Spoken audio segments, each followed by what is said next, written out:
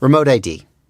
If you fly a drone over 250 grams for recreational purposes, or you fly a drone of any weight for commercial Part 107 purposes in the United States, then the FAA expects you to have remote ID on that drone.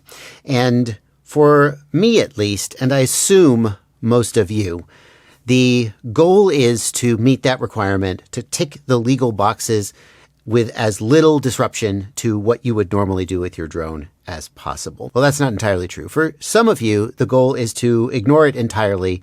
You have no interest in compliance and you have no interest in this video. And if that's you, then goodbye, I guess. This video is not for you. Because I've found another in my continuing search for the least obtrusive, most seamless, least pain in the ass way to say, okay, I've complied with remote ID. Can I just get on with my freaking life? And it is the NewBeeDrone BeeID M10Q remote ID module. I'm Joshua Bardwell, and you're going to learn something today. The first thing that makes the Phoenix MRID so appealing is how small it is. You can see it here next to a good old United States penny. It is really freaking small. It is an M10 GPS unit, which means it's going to have the most advanced support for all the different satellites, the best reception, and so forth. It has to be noted that it doesn't have a compass on board, so if that's a requirement for your GPS unit, this one isn't going to work. But what makes this so exciting to me is that it connects to the flight controller exactly like any other GPS unit would, and then just performs its remote ID function transparently in the background. And that's not something that I've seen so far on any of the remote ID modules that I've tested. The one that comes the closest is the Phoenix MRID module, which also does GPS and remote ID function transparently, but the Phoenix module connects to the flight controller via the MSP protocol instead of the more standard uBlocks protocol. And through no fault of Phoenix's, Betaflight has some buggy support for MSP-based GPS units. When the Phoenix MRID first came out, Return to Home just didn't work correctly at all on Betaflight, and that's since been fixed, but I still hear tricklings of complaints about, oh, on this flight controller, if you've got the barometer activated, then the Phoenix MRID module doesn't report the number of satellites correctly or something. And again, it seems like it's no fault of Phoenix's, it's just a shame that they chose to make their GPS work over MSP instead of uBlocks. So here we have a GPS unit with remote ID built in. It's tiny, it's not that expensive, and it works via the standard protocol that Betaflight uses for all of its GPSs. It seems like this might be the least obtrusive way to get remote ID without hardly even noticing that you're doing it. Now, I was hoping that I could use a standard SH 1.0 plug like is used on many GPS units and just put this on one of my existing quadcopters by swapping it out for the existing GPS. But unfortunately, due to its small size and lightweight, it uses a different connector. I don't know what exact connector this is. And I can also feel that these are plastic wires, plastic coated wires instead of silicone coated. So we're going to be stuck with this wire header, and it's not a very high quality wire header. Not the end of the world, but it is a little bit disappointing. Speaking of weight, how much does it weigh? 5 grams, 5.2 grams. There you go. I've gone ahead and wired up the GPS according to the instructions in the user manual. It wires up like any other GPS that you might have seen. There's a 5 volt, a ground, a TX, and an RX. And if I go ahead and apply power, then the GPS will power up and it will begin blinking a blinking yellow LED. That indicates that there is no GPS lock at this time. When the GPS achieves GPS lock, that will go solid green, and that will be your indicator that it is legal for you to go ahead and fly, since you're not supposed to fly before the remote ID module has lock and is broadcasting the location of the aircraft. Let's go ahead and set Betaflight up to get this thing working and see if there are any gotchas in there. We'll go to the ports tab and we are on UART 1. So we'll set the sensor input to GPS and hopefully that'll be it. We'll then look for the GPS icon to be lit up. It is not, so we're not quite there yet. Let's try manually setting the baud rate. Yeah, here's the problem. The baud rate has been set to 57,600, but the manual says the baud rate must be set to 115,200. I don't know why that didn't happen automatically. Let's try that. Oh, there we go. There we go. It's working now. Okay, so you may need to manually set that. Now we have a red GPS icon, which indicates that the flight controller is talking to the GPS, just that it has not got a GPS lock yet. And that was expected because we're indoors. At this point, if you did want to set up like return to home in Betaflight, don't just enable GPS rescue and assume it's going to work. There's additional setup steps that you need to do. I've got a full setup guide. When people say, oh, I set up return to home in Betaflight and then I activated return to home and my quad flew to the moon or crashed or just fell out of the air, it's usually because they didn't go through the full setup steps. And I'm going to put a link to that video down in the video description. It's a little bit of a long video, but when you've gone through all the steps, you'll be confident that your GPS rescue is going to work correctly. And I think that's certainly what we all want. To configure the RemoteID module, we just hold this button down for 2 seconds. And the LED changes to red. And then we're going to get my phone out and we're going to connect to the Wi-Fi. Actually, we don't need my phone. I have a computer. I am not seeing the Wi-Fi network. Oh, there it is. There it is. Okay, so we connect to this Wi-Fi network. And then we get this page, which is an attempt to redirect us to the correct page, but it doesn't always work.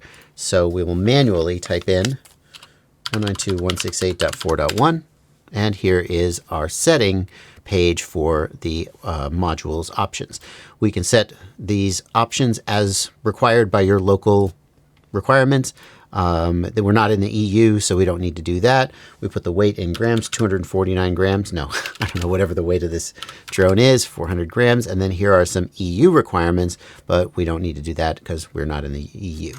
Whenever that's done, we can just hit save and restart, and that information will be saved in the unit. We've also got this serial number, which is going to be blurred out for you guys because that's what you're going to put into the FAA website when you go and register this drone. For those who don't already know this, the way that you would do that is you would go to FAA Drone Zone, accessfaa.gov, whatever, the FAA Drone Zone website, and then log in with your account that you created, presumably, and then launch the drone owner's dashboard, and then manage device inventory and add device. And we say, yes, it does broadcast remote ID information. It is a remote ID broadcast module. We're going to name the drone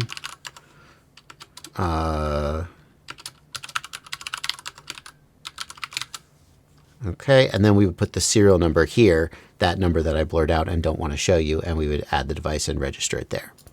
The next thing we got to do is take it out for a flight test and see how it performs as a GPS module. But before we do that, if you're interested in picking it up at the end of the video, then there's a link in the video description below, and it's an affiliate link. And that means whenever you click that link and then make any purchase at the affiliated store, I get a small commission. It's a small amount. It doesn't cost you anything extra. The store just kicks it back to me for sending you their way.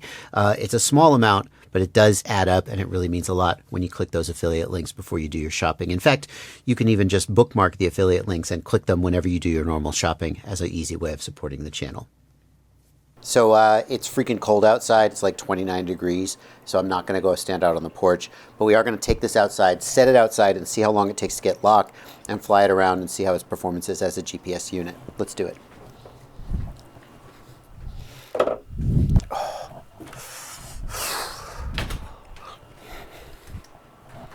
And I am going to sit inside. And we will wait to see how long till we get a GPS lock. I should say I haven't done anything special to the GPS. I twisted the wires, but I didn't do the wrapping them in aluminum foil or aluminum tape like I do. So this is a real baseline for like how good or bad the GPS performance could be. And this is the first lock, so it's going to take longer than usual, as it always does.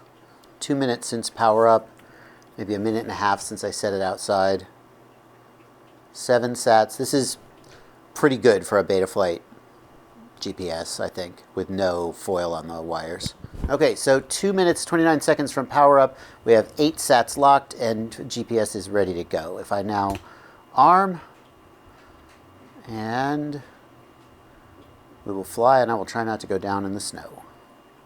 That's my standard for Betaflight is that if I get more than like 8 sats, if I get 6 to 8 sats without like putting aluminum foil on the wires or doing other stuff to try and make the GPS perform better, if I'm just lazily getting 6 to 8 sats, that's like the minimum. Here we're getting 14 sets. I'm pretty happy with this performance. I'm pretty confident if I were to wrap those wires in tin foil or foil tape, then I would get 25 or 30 sets, just based on my past experience. We will now attempt to return to home. Dare I? I really don't want to go out in the snow. Okay, here we go. Ready, and return to home.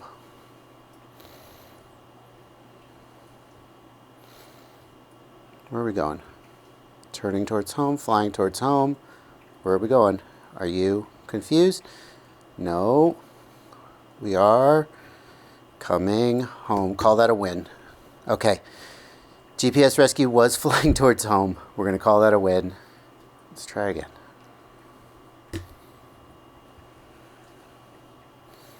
Nope, nope. It's just flying away to the moon. Is it? Oh, there we go. Turning towards home. It is coming home. Weirdly, but it is coming home. I'm not convinced that isn't a Betaflight issue instead of the GPS, but it does basically seem to be working. Oh look, a tree fell on my fence. I had to cut it up. How do you like that? I did that with a chainsaw. Yeah. If you look at the price of M10 GPS modules by themselves, no remote ID, just the GPS module, you'll see they typically come in between about $30 and $40. And the NewBeeDrone BeeID module is $40. So basically for the higher end price of an M10 GPS module by itself, you're getting the remote ID functionality for free. This seems kind of like a no-brainer for anybody who was going to put a GPS on their drone anyway. And if you don't really want a GPS module, but you're just buying one because you have to put remote ID on your drone, $40 is actually near the low end of what you'll pay for a remote ID module. So no matter how you slice it from a financial perspective, this seems like a good deal. Although I've only done limited testing, basically the 2 flights that you saw me do, the performance of the GPS module seems on par with other modules. It seems towards the mid or maybe even the high end in terms of its ability to lock satellites quickly and maintain that lock while flying. So it doesn't seem like there are a lot of downsides. But before you decide that the NewBeeDrone BeeID is the remote ID module for you, there's something you got to compare it to, and that is this. This Ruco remote ID module is completely self-contained, even has a built-in battery. It charges via USB-C, and essentially you just stick it to whatever drone or aircraft you're flying. It's a little bit bigger and a little bit heavier, but it is much easier to move between aircraft, and the price is also very, very good. I've got a full review of this module on my channel as well. In fact, I'm going to put a card on screen, and before you buy the NewBeeDrone, unless you're just 100% sure the NewBeeDrone's for you, in which case link below, but if you have a lot of drones and you're going to be moving the module between the drones as opposed to putting one of them on every single freaking one of your aircraft, then you got to check out this review of the Ruco. I'll put a card on screen to that where you can check it out, and a link in the video description below if for some reason you can't see the card.